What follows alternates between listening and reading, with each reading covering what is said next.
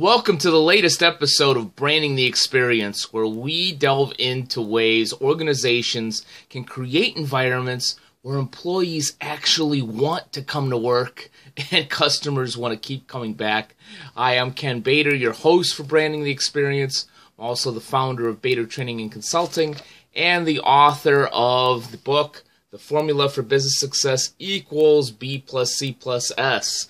And what I want to talk about today, and will talk about today, is managing the increase in minimum wage. I've heard a lot about this. In particular, was at a business association meeting not too long ago where there was somewhat of a heated conversation.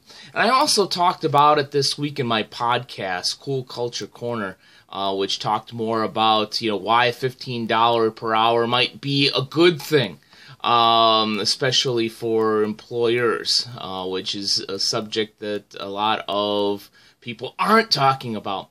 But let's go back to that business association meeting that I went to first, because it was really interesting because one of our council persons was leading the particular meeting, was the guest speaker that day.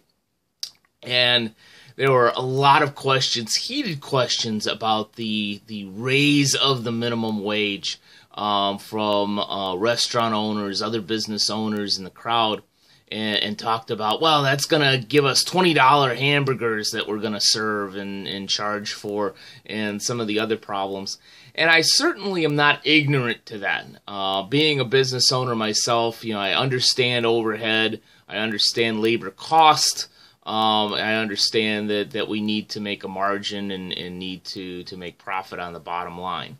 But one thing in particular that I thought was really interesting from the speaker, from this councilwoman, where she said, well, the fact is that it's coming.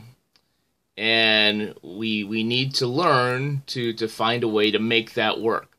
And I thought that particular statement made a lot of sense, because we could sit as business owners and complain and whine and say, well, this isn't fair, and certainly waste a lot of energy on complaining about the problem, which, by the way, I spend a lot of time with clients that want to spend time themselves talking about a woe is me situation. And I often kind of verbally smack them a little bit and say, well, we could either take a lot of your time and my time, and as a paid consultant, waste some of your money whining about the problem, or we could spend time talking about how we might be able to solve it. And that's exactly what this council person basically did, is say, well, it's here and it's coming. And this is what we have to deal with, regardless of what our personal opinions may be. So in terms of managing an increase in minimum wage, I think that one of the main things we need to do, going to the Stephen Covey point, is change our paradigm. Number one, realize that it's not labor burden, it's an actual person in front of us.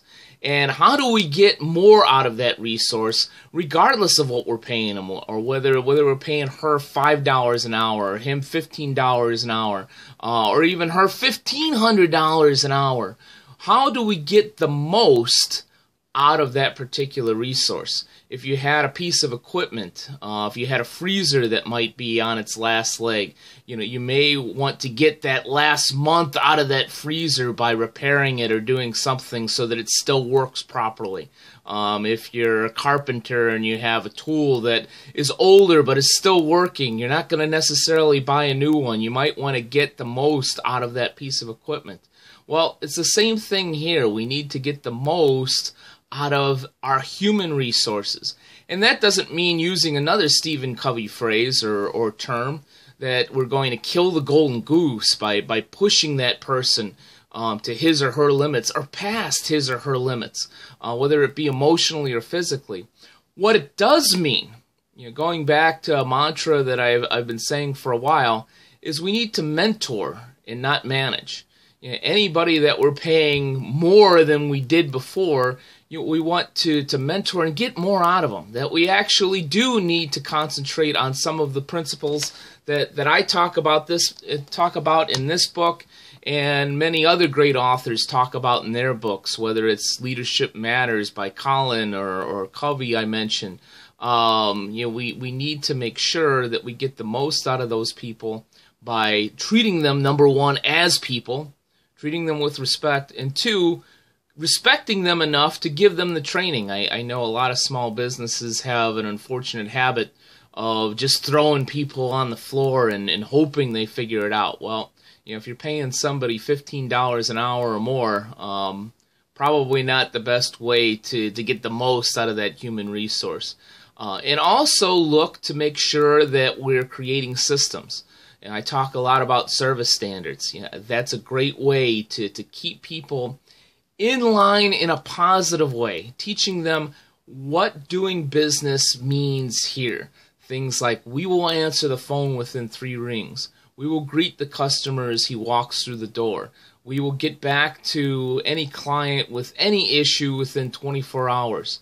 Things of that nature that we hold each other accountable to get more out of our human resource. And again, I know if you've listened to some of my other shows, read some of my articles, this may be a broken record, but frankly, I don't care. It's that important. If we can involve our people at the front lines in creating the service standards without just simply creating them from atop as the manager or the small business owner or the entrepreneur, and in essence shoving just one more thing down to employees. If we get them involved, ask them what the standards should be, and how we should live our values in this business, how we should run our business every day by living the standards. If we can get them involved in that process up front, I think we're going to get a lot more out of our human resource. And also in terms of managing a minimum wage increase, I think that, again, going back to my original point, we need to have a paradigm shift in terms of thinking to ourselves, well, while I may not like it, and frankly, maybe it isn't fair. And as a side note, I know a lot of people that are in these particular jobs that are considered lower wage jobs or lower skill jobs, that are screaming to high heaven about a raise in minimum wage and why that's necessary. And while I do agree with some of those points, I do believe that if you want more than minimum wage, you need to aspire to learn, and not just aspire to actually do it, to learn more than minimum skills.